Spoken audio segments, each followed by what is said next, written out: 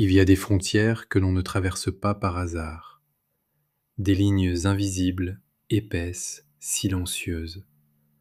On les contourne, on les évite.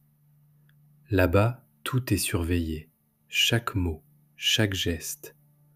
On n'y va pas pour construire, encore moins pour enseigner. Et pourtant, un homme s'en approche, sans contrainte, sans obligation.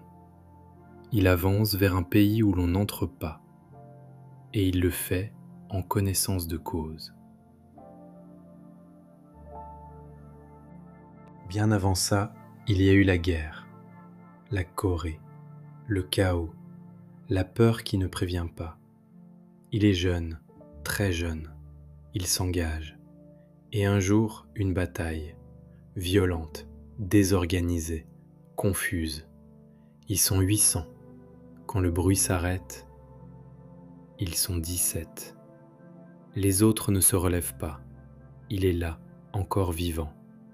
On ne sait pas exactement ce qu'il pense à ce moment-là, mais quelque chose reste, quelque chose qui ne part pas. Une idée peut-être, inconfortable, presque illogique. Rendre quelque chose à ceux qu'il combattait. La vie continue. Il part, loin, les États-Unis. Il construit, il réussit. Affaires, stabilité, reconnaissance. Une vie qui tient debout. Une vie que beaucoup garderaient. Mais peu à peu, quelque chose ne s'aligne pas. Comme si ce n'était pas là que ça devait se terminer. En 1992, il crée une université en Chine, Yanbian, un premier pas. Mais ce n'est pas encore là qu'il regarde. Son attention glisse ailleurs, vers un endroit que personne ne choisit, la Corée du Nord. Pourquoi ? La question reste suspendue, parce que rien ne pousse dans cette direction, rien de logique, rien de confortable. Là-bas, on voit un régime, un danger, une fermeture. Lui voit autre chose. Il ne regarde pas le pays, il regarde ceux qui y grandissent. Des jeunes, des étudiants qui n'ont pas encore décidé ce qu'ils deviendront. Et dans cet espace minuscule, il imagine une possibilité. 1998. Tout s'arrête, ou presque. Il est arrêté. Ce n'est pas un moment bruyant, pas de scène spectaculaire, juste une rupture. Un avant, un après. Des visages fermés, des mots qu'il ne comprend pas toujours, ou qu'il comprend trop bien. On lui demande de suivre. Il suit, parce qu'il n'y a pas vraiment d'alternative. Puis une pièce, simple, froide. Le temps commence à changer de forme. Il ne s'écoule plus vraiment. Il s'étire, sans repère, sans rythme. Les questions arrivent, toujours les mêmes, sous des formes différentes. Pourquoi êtes-vous ici ? Qui vous envoie ? Pour qui travaillez-vous ? Les réponses restent simples, mais elles ne suffisent pas. Elles ne suffisent jamais. Le mot tombe. Espionnage. Court. Sec. Il reste suspendu dans l'air, comme quelque chose qu'on ne peut pas retirer. Les heures deviennent floues, puis les jours. Il n'y a pas grand-chose à regarder. Alors on écoute. Des pas dans le couloir. Une porte qui s'ouvre ailleurs. Puis le silence. Toujours le silence. Par moments, on attend, sans savoir quoi. Une réponse, une décision, une fin. Il est seul, sans savoir combien de temps cela va durer, sans savoir si cela va s'arrêter. Il pourrait penser que tout s'arrête ici, que le projet n'existe plus, que l'idée était une erreur. Mais quelque chose tient, pas visible, pas spectaculaire, juste présent. Quand il sort, rien n'est réglé. Rien n'est sécurisé, rien n'est garanti. Et pourtant, ce n'est pas fini. Le projet revient, plus discret, plus fragile, mais présent. Une université à Pyongyang. La Pyongyang University of Science and Technology, 2010. Elle ouvre.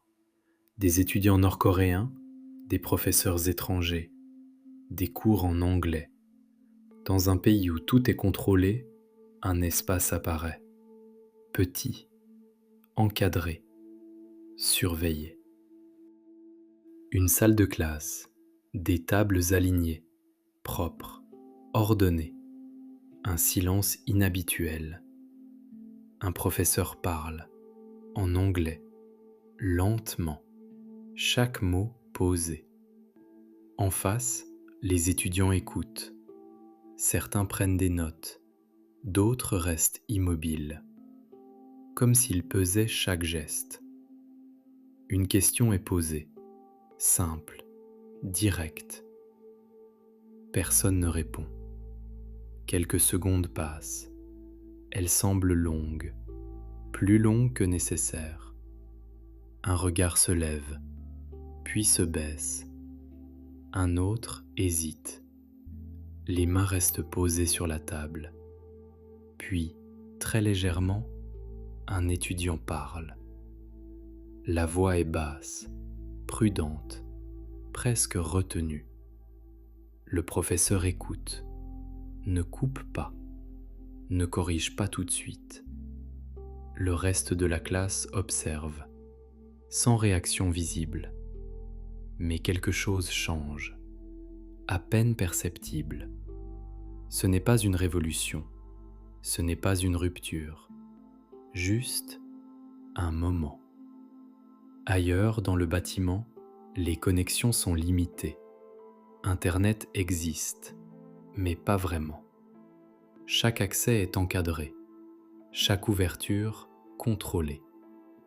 Les échanges aussi.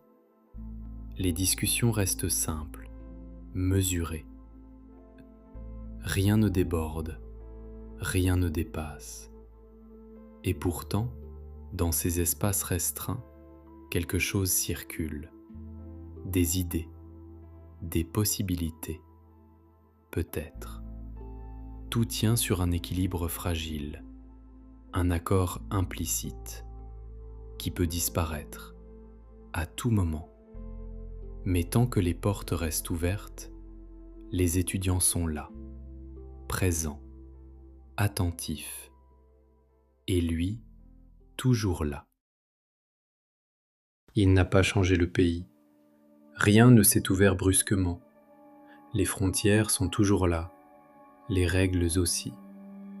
Mais dans cet endroit fermé, il y a eu des étudiants, des jeunes qui ont appris autrement, qui ont entendu d'autres voix, qui ont vu, peut-être, autre chose. On ne sait pas ce qu'ils feront ensuite. On ne sait pas ce que ça produira. C'est trop tôt. Ou peut-être que ça ne se verra jamais. Mais quelque chose a été tenté, silencieusement, sans garantie, sans savoir si cela existera encore demain.